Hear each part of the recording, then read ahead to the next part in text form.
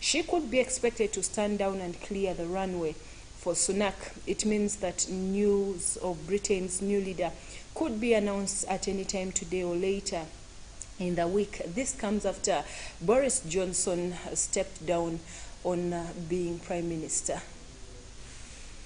And still in the United Kingdom, King Charles III is selling off some of the race horses he inherited from his mother, the Queen.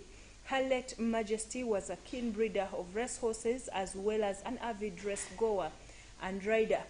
Tata's Sales Auction House in Newmarket said it was selling 14 of Queen Elizabeth II's brood mares today. They include Just Fine, trained by Sir Michael Stout, who oversaw more than 100 royal winners and love affairs. Tata Soul's spokesman Jimmy George said it's nothing out of the ordinary. Every year they would sell horses. And in Mexico, a powerful hurricane made landfall in the western part of the country yesterday, causing heavy rains, flash flooding, and landslides. Roslyn, a Category 3 hurricane, came ashore in Nayarit State with a maximum winds of 195 kilometers per hour.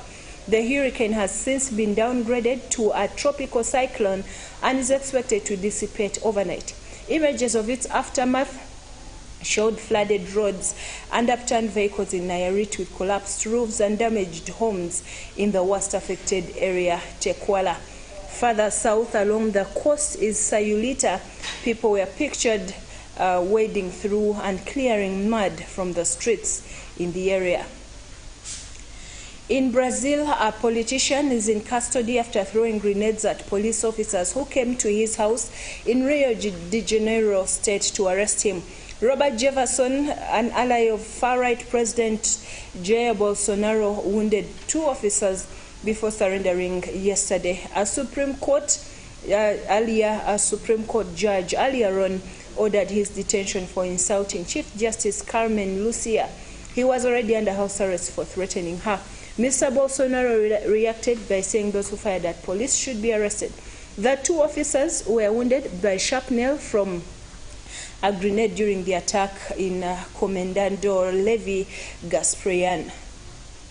And finally, in Ukraine, Ukraine has condemned unsubstantiated claims by Russia that Kyiv might use a dirty bomb convention explosives laced with radioactive material.